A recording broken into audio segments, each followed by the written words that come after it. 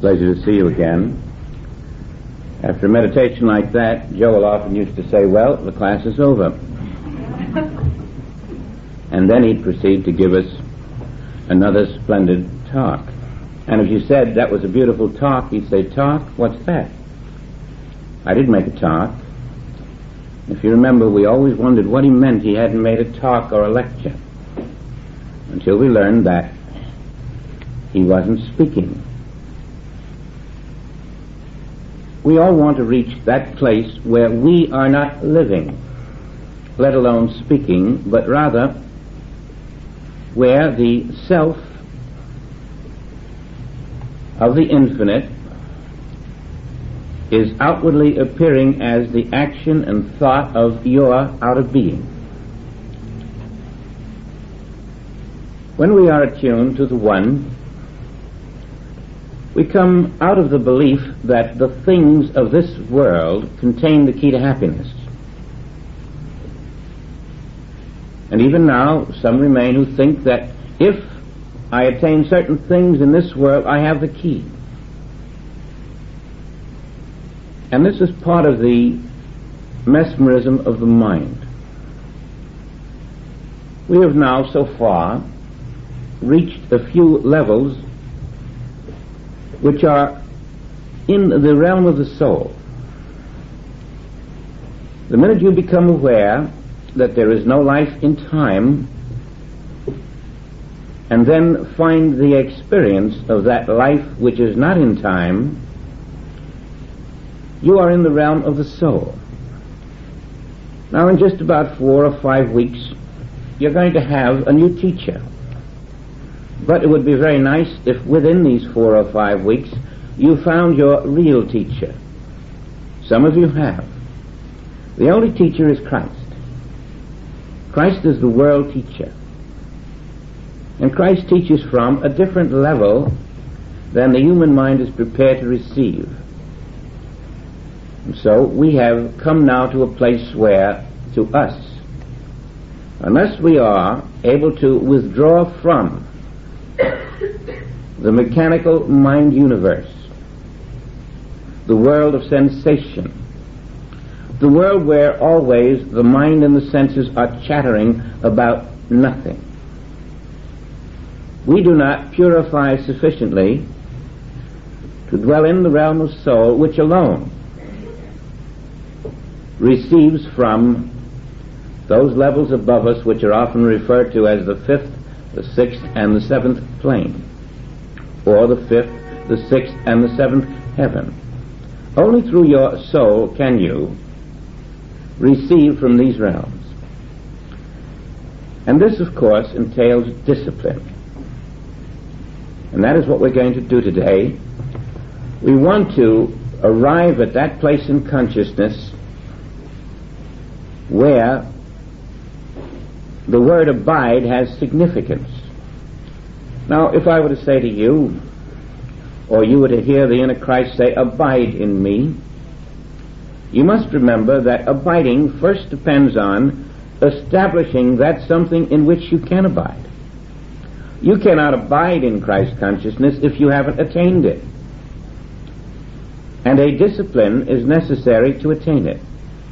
Now, this is a total discipline, and I want to be sure that before the termination of these classes here, each one of us has been exposed to the discipline and has been practicing it and knows precisely what is expected in order to be taught by the teacher who alone can teach us from the 7th plane.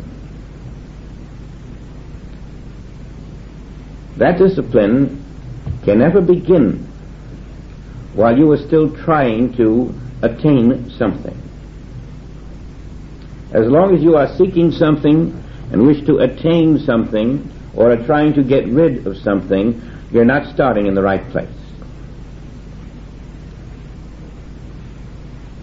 You can only start before the beginning of the world. If you start after the beginning of the world, you're starting too late.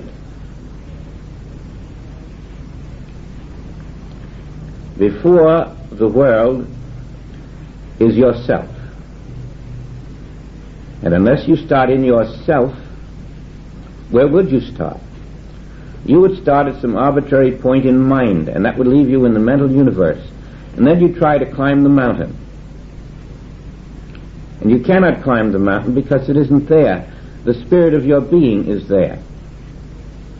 And so we have learned now that we are not going to attain anything. We will start where we belong. We will start in our reality. And a day not begun in your reality is a day in which you will always be trying to catch up. And you never can catch up because the catching up itself is the illusion. And so your start, your beginning, is before the world was. When the Master says, "Glorify thou me with thine own self,"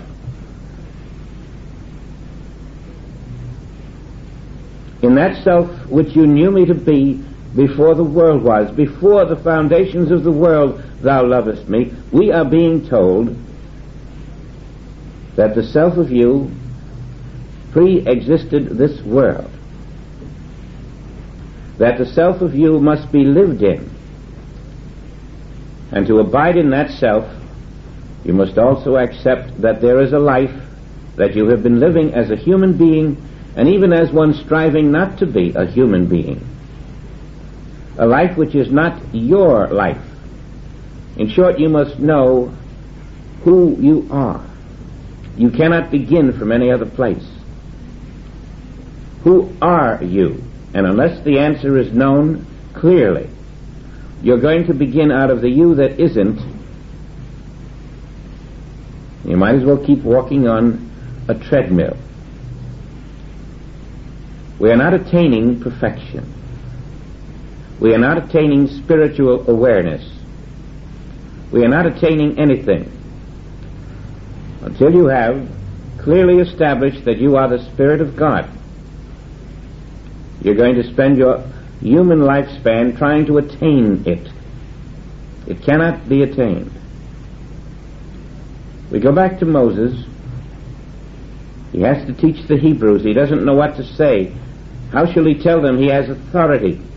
And the voice says, "Tell them that I am sent you." Now, it's not enough for us to say, "Well, that's me." I am is an infinite being. And if you do not begin from the infinity of your being, you are not at the starting point. You're imprisoned.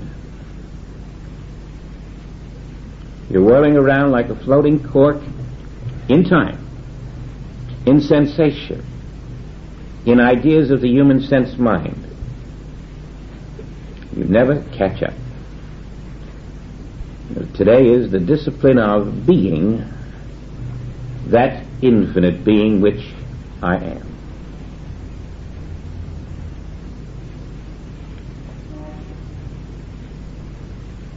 Now if someone were to say to you, "Who are you?"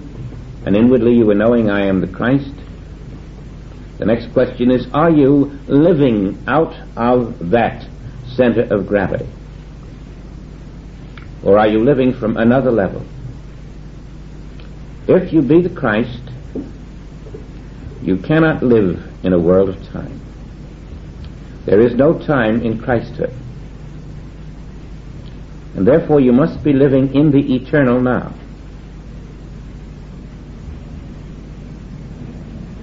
Again and again and again, the words come hammered at us, now. Have you carried it deeper than that?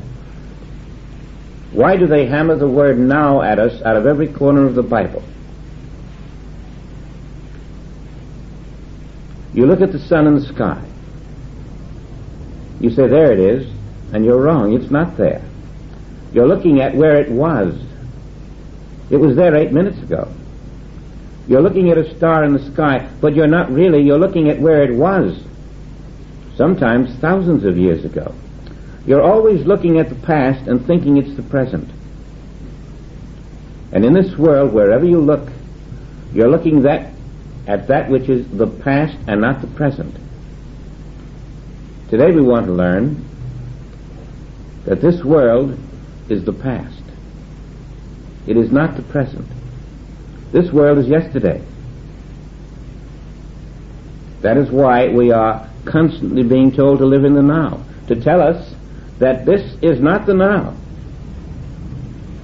Everything you're looking at is just like the sun in the sky that you see, and all you're seeing is the light that took 8 minutes to get here, and calling it the present place of the sun. You're always living in the past in this world. There's nothing in this world that is not in the past. The entire world we live in is all yesterday. When Joel says to us, don't live in the past, we think, oh, I'm thinking about 20 or 30 years ago when I did this or did that and it's a skeleton in my closet. But no, he's going much deeper. He's telling you that human life is the past. It isn't the present. He's telling you that there is no human life that is in the now. And it doesn't matter how good it is or bad it is. Everything has to be reinterpreted to see that the past is where we have been. Stand ye still. And we must stand still so that we are not in the past, not in yesterday's, not even in this passing moment which becomes yesterday, but in the now that is not passing, in the now that is not changing, in the eternal self. Now the miracle happens when you have accepted yourself to be the Spirit of God. When you do, you begin to feel from that new center of gravity, which leads to the soul experience, and which then receives from every level above the soul world. Otherwise, we're imprisoned in this fourth level, which we call today, but which is yesterday. And every tomorrow that floats into today is still a yesterday. Your whole life is already established, and you must live in it now by accepting that spirit is a whole being. Spirit isn't a fractional being. Spirit isn't changing in time. Spirit isn't imprisoned in self-love, self-will, self-desire.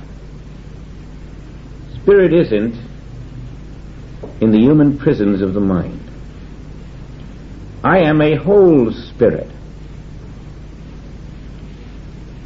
And now the discipline is this. As you develop your conscious awareness that you are a whole spirit, you have no boundaries that can be acceptable. There are no boundaries in time. You cannot accept a beginning. You cannot accept an end. You cannot accept a bottom or a top. I am a whole being. And as your consciousness dwells with this, you are in the is of self. You are standing not in the self that is in time in a body, the self that began and ends. You are finding another self, a self that has always been before the foundations of the world and even unto the end of the world, so that the beginning is erased and the end is erased, and you stand in the eternal of your own being. And the discipline is to stay in that consciousness,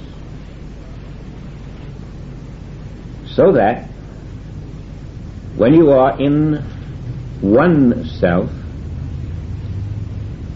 this must be the abiding from which all of your outer actions emanate. If you see a second self in this universe, you are not abiding. You are falling into sensation, into the tyranny of the mind. into opposites, into dualities, into the world of flesh. Your life is not in time. The flesh of your form is in time. And that is the conflict above which we rise when we accept that I am a whole spirit. Beside me, there is no other spirit. I am the one spirit. I am the first, and I am the last, and I am all in between. I am all that ever was, and all that will ever be. I can never be divided from the allness of spirit. And when you live there, you're abiding. A minute of that isn't enough. A lifetime of that will not be enough.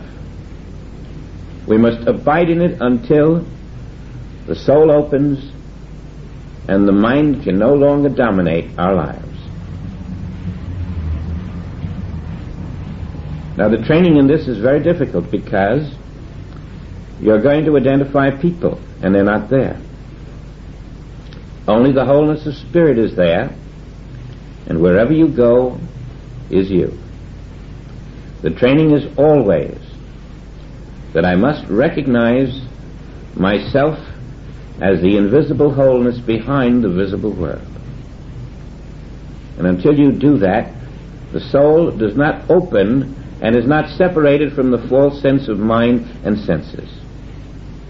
So there's always a confusion. There's never the clarity.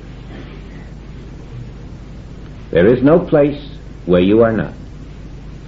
You have said there is no place where God is not, and you must see that I, the Father, and I, the Son, are one identical spirit. There is no place in the universe where you are not. And this is the discipline. To abide in the consciousness that the fleshly body in time is not yourself.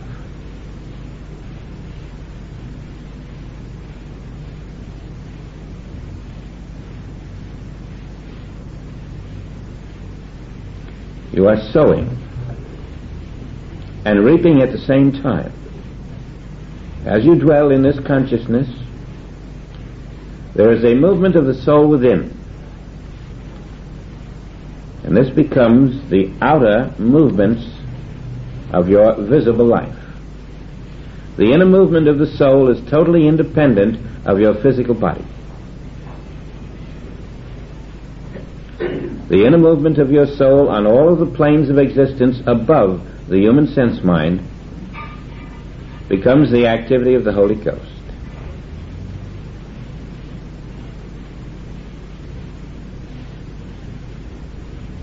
This inner activity is the way the mystic learns to live. And that soul movement within is translated by grace into the outer expression, or what you have called the harvest.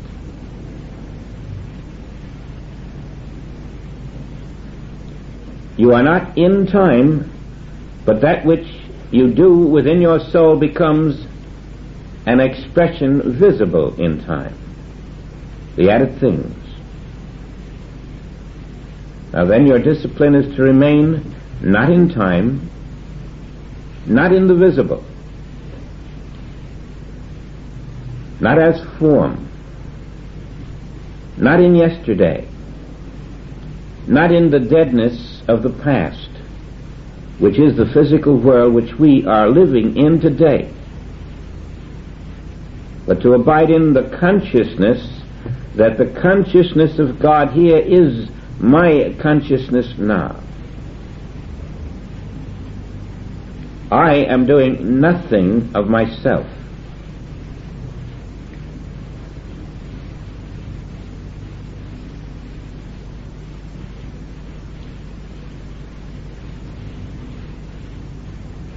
It isn't enough to do this only in meditation.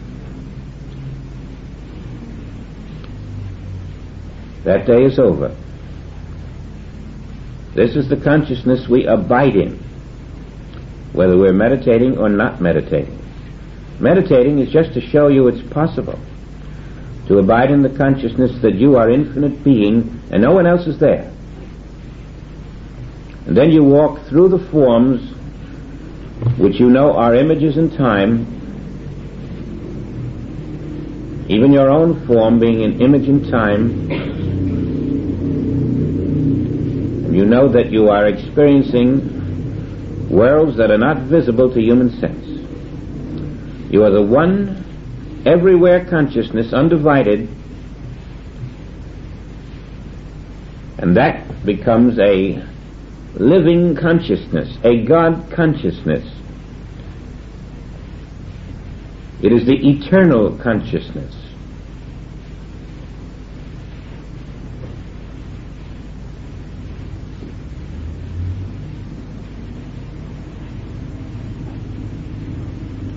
When you die to the false planes and are born into the new, you are coming into the now. And when you come into these new planes, that is the death of yesterday.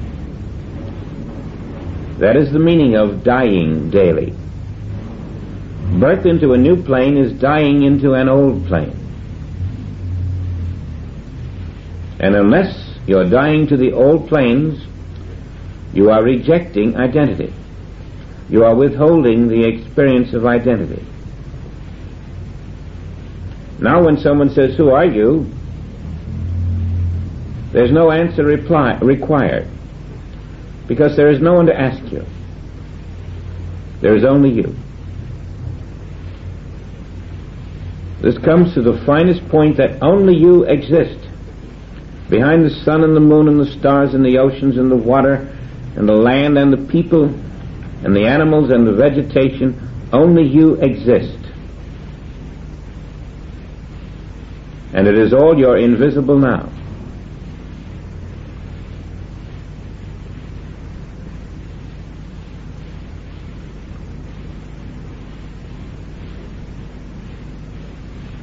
When Joel teaches us that now continues and becomes tomorrow, if you're living in it, he's veiling the fact that every human being on earth is living in yesterday. All of past history is not only yesterday, all of present world conditions are yesterday, and all of future world conditions are yesterday already. And if you continue to walk into those future conditions, you're still walking in yesterday. Only Spirit takes you out of the illusion of time. Your soul knows no yesterdays, todays, and tomorrows. Your soul is not imprisoned in the illusion of changing time. But your soul cannot experience itself in you if you are living in the belief that you are a mortal human being of the flesh. Then you're trying to bring heaven down to where you are, instead of coming into that consciousness that heaven is everywhere now, and that the substance of your being is that heaven.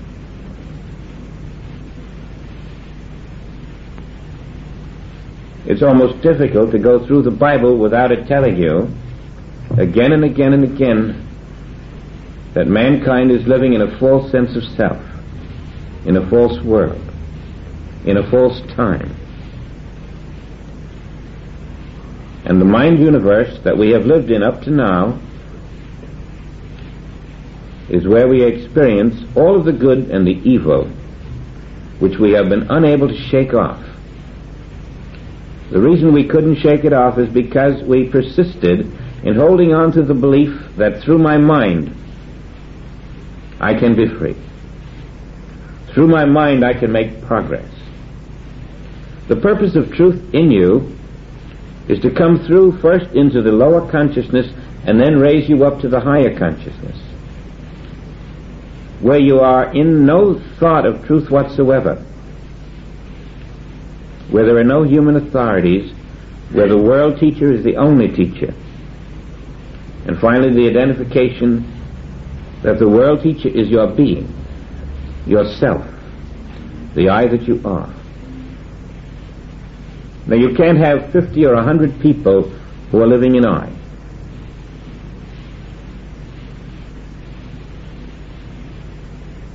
We're not teaching human beings how to be immortal beings.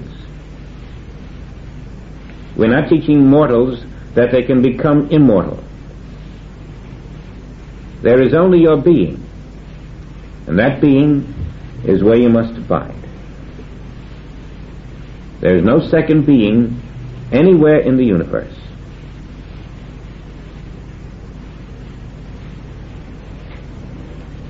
This is the discipline we're to practice this week. There is no second being anywhere in the universe. There is no second self. There is no self that is separated from the self that I am. There is no self apart from me. There is no self outside me, and there are not 20 or 30 or 40 other selves within me. There is only myself.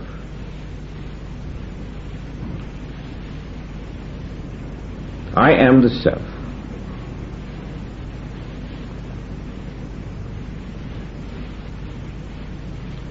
With that discipline, you will discover you have a new inner vision. You will discover certain things happening within you that suddenly reveal to you the unseen sights of the inner world, that open you to the freedom from the tyranny of time, sensation, space, mind, limitation, self-love, self-will, self-deceit, until you know that nothing is lacking in your being ever. There is no you to lack, no you to be limited. That self was the passing creature in time. You're wearing a new garment.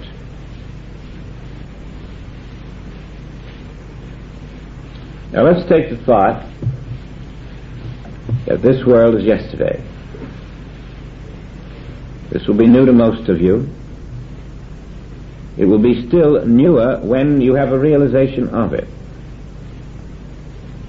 Everything you're going to do tomorrow, unless it is done from the standpoint of I am the living spirit, whatever you do tomorrow will be just another activity in yesterday.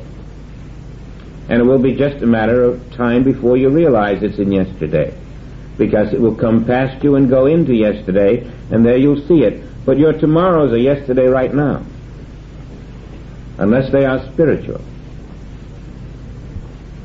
And then they do not pass into yesterday. They become the permanent self-realized in which you actually live. Whatever spiritual consciousness becomes yours never passes away, and its activity is a continuing activity. And then the veil, the changing veil of matter and time, loses its power to fool us. Now you can see we're at another level of this work today.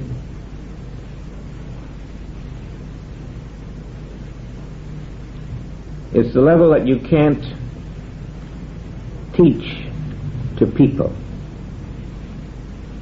It can only be taught to those who have accepted the importance of living in the kingdom of heaven on earth.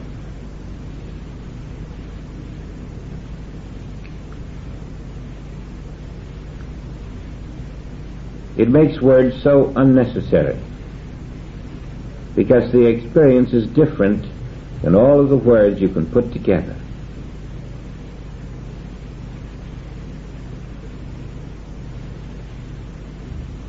Now we are where there is no time. There is time no more. In my soul there is no time. And therefore, in the realm of soul, I discover that I can never age. In the realm of soul, I discover that pain is impossible, because pain is a thought in the human mind.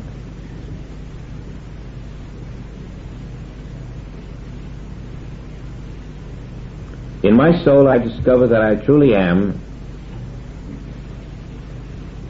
that self which is the image and likeness of God. And there's only one self that is the image and likeness of God, God's self. That was the veil there. When man was made in the image and likeness of God, he was being told that he is God's self.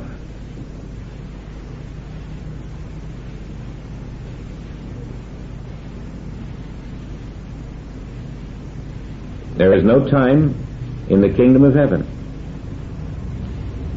There is no sickness. There is no pain. There is no limitation. There is no need for personal ambition. There is nothing that can be attained. It is all yours. The discipline is to remain in the consciousness that there's nothing I can attain. I am all I would attain. I cannot attain truth. I am the truth. I am the way. I am the bread. I am the life. And beside the bread that I am, and the truth that I am, and the way that I am, there is no other.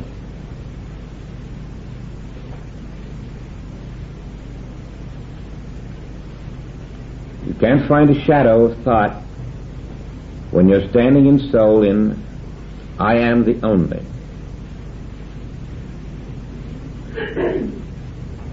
And when you're in that level of discipline, you will be challenged.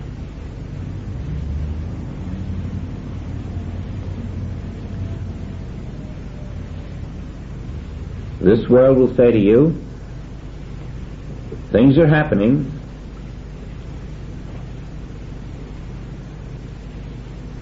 that must be attended to.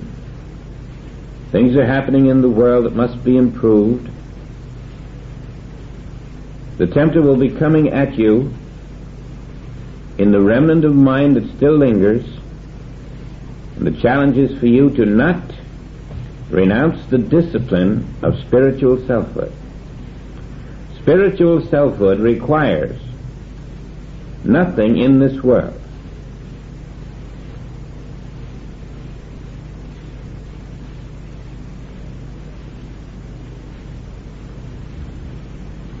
You've got to know that even while you're hungry, even while you're blind, even while the doctor says we're dying, you've got to know spiritual selfhood requires nothing in this world. Is it happening to God? If it isn't happening to God, it's not happening to you. It's only happening to a false sense of self. But can it happen to that which is a false sense of self? Can it really happen? Or does it only seem to be happening? The discipline again is, if it cannot happen to God, it is not happening, and therefore I can rest, I can abide. Whatever tempts you not to abide is there to strengthen your abiding, so that ultimately nothing in this world convinces you that there is a second self beside the one infinite being which you have accepted as your being.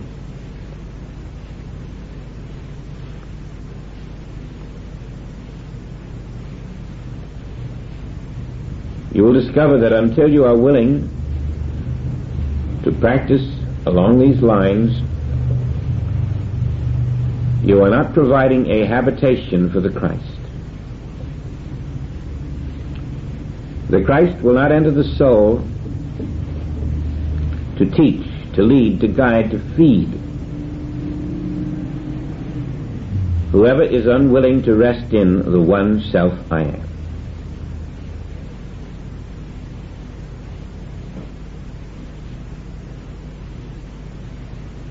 So I can't be a father or a mother. I can't be a brother or a sister. I can't be a son. I am the one self.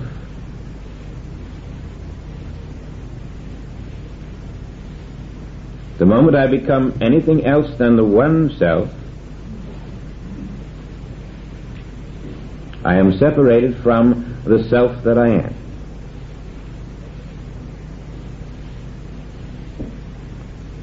I'm floating in yesterday.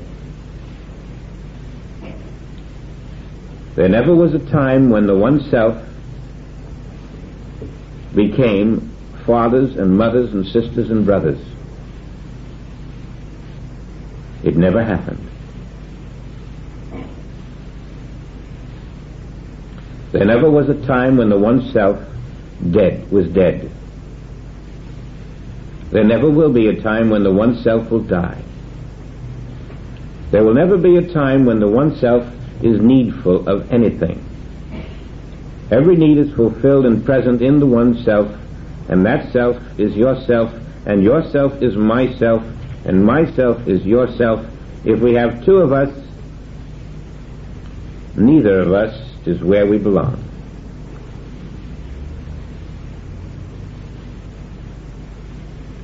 Nothing passes in the one self. Every yesterday is a lie in the one self. Every yesterday of humanhood is telling you, you were not in the one self, that's why you had a yesterday. And the pattern of tomorrow becoming today, becoming yesterday, must be broken.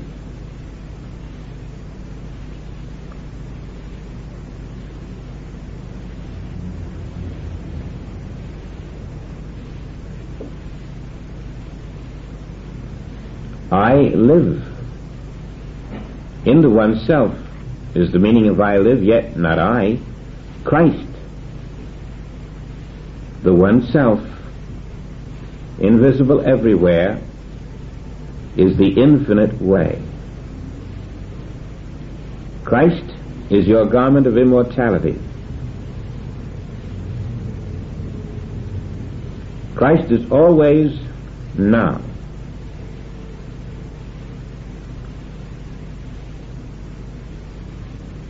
As we rest in that which was always and always will be, you are sowing and harvesting, and that must be your tomorrow. If you're living in spirit today, now, every human tomorrow will be a spiritual tomorrow. It has no other choice but to come and to express a spiritual now. If you're living in a human sense of self, then that's what tomorrow will be. That is why Joel keeps insisting that if you live in now, now becomes the substance of tomorrow. If you live in spiritual identity now, you right now know what every tomorrow is going to be. What can it be? It can only be spirit. Do you see how you make every tomorrow the moment you rest in spiritual identity? And if you abide in it, you don't have to wait until tomorrow comes to know what it's going to be like. We don't have to sit and wonder, will tomorrow be a bad thing in my life? It cannot be, because tomorrow is right this now of spirit. If I abide in the now of spirit, tomorrow is taken care of. You're manufacturing your tomorrows. In the human sense, they will come as a tomorrow in the world, but it will be a different tomorrow than the world will know. It won't depend on the headlines. It will be the harvest of spiritual nowness when you are abiding. So let us establish identity, abide in identity, and faithfully know there is no second self anywhere. There never has been. Of the millions of people who have walked the earth, The only one who really was there was yourself. Of the billions who will walk the earth tomorrow, the only one who will ever be here is yourself. And this is the consciousness you build.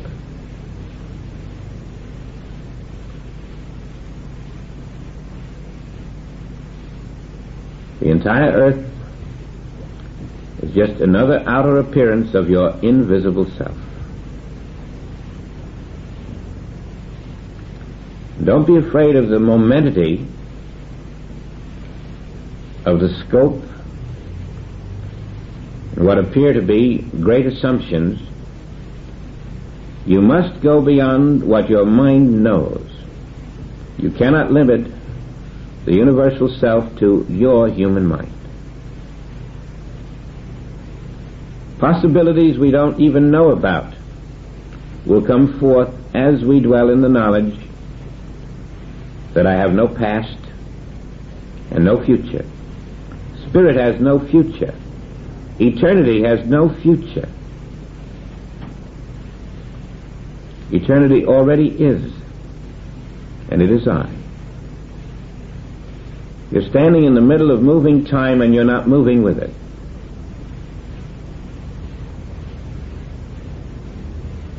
Stand ye still. You're out of the wheel of senses, the wheel of sense imagination. And it can't be done in a day.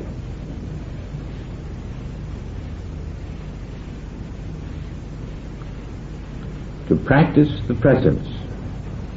And the presence is your own being. To practice who you are. If this were your meditation and nothing more, it would include all of the other types of human meditations which we're trying to learn and to find and to discover. Because this is dying to that self, which was denying who I am. You don't have to seek anything anymore.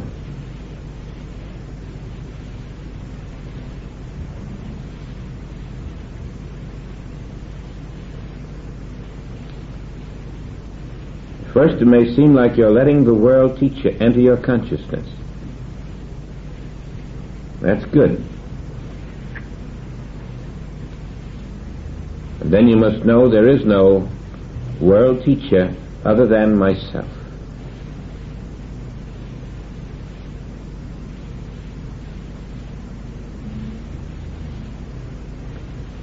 Now, some of you may not fully understand this.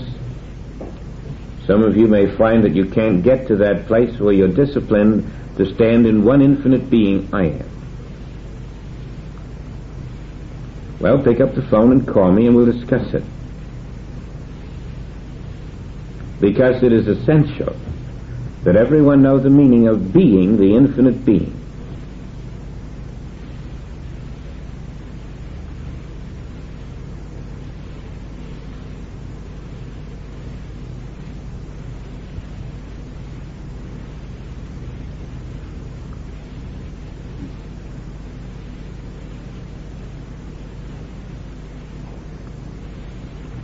I'm going to ask you later, when we open our eyes, to prepare for that by knowing that when you open your eyes, nothing has changed.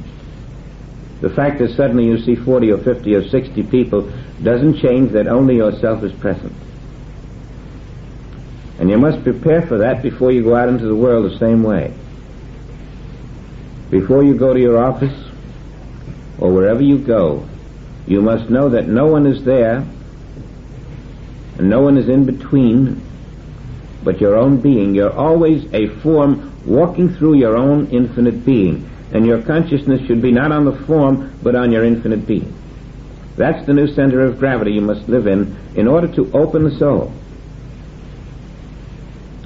Christ is seeking your soul to express through. Yourself can only express through your soul.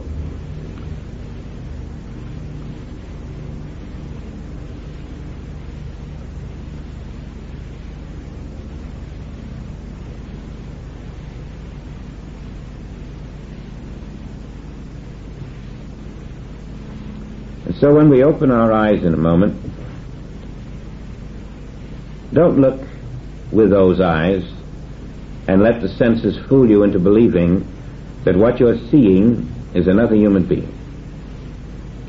You're looking at your own invisible self whom you cannot see.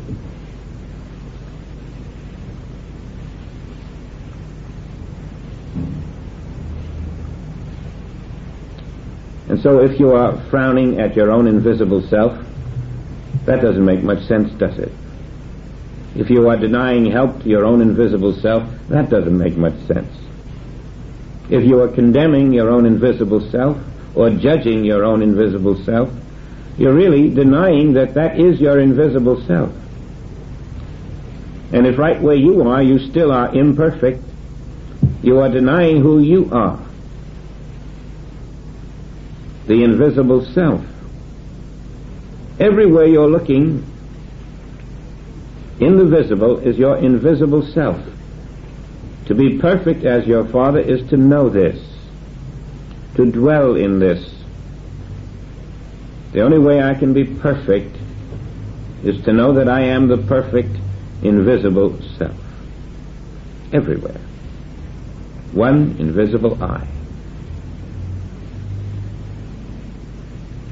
Nobody dying in hospitals, nobody aging in the world, no crime, no disasters, no diseases, no unhappy events, no tragedies. There is only the invisible self, and it is I.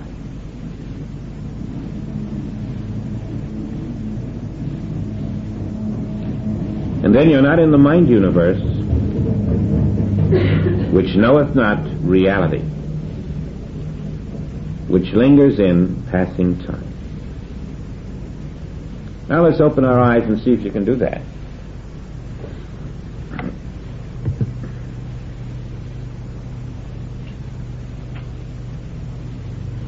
That means there's only one here, and that one is the Father. And that Father is the self, and that self is yourself now and tomorrow. That is the discipline.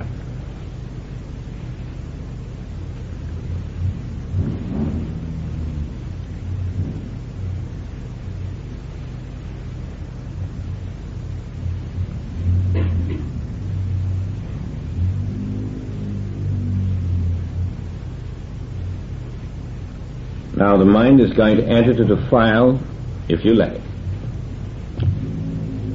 It has a lot of things it knows that are wrong. Are you prepared for that? Are you prepared to know nothing is wrong? Nothing can be wrong, because that would be the belief in a second self, which is not the divine. That will be the way you are trapped if you are not anchored in, I am the one self.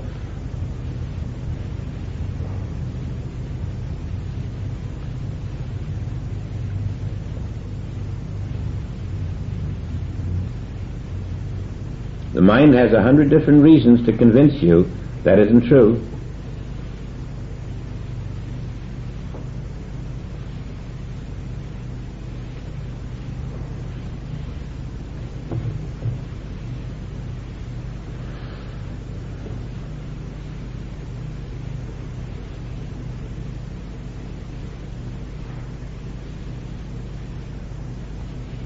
We're going to rest now, and then we're going to explore some other phases of the yesterday world in which man lives.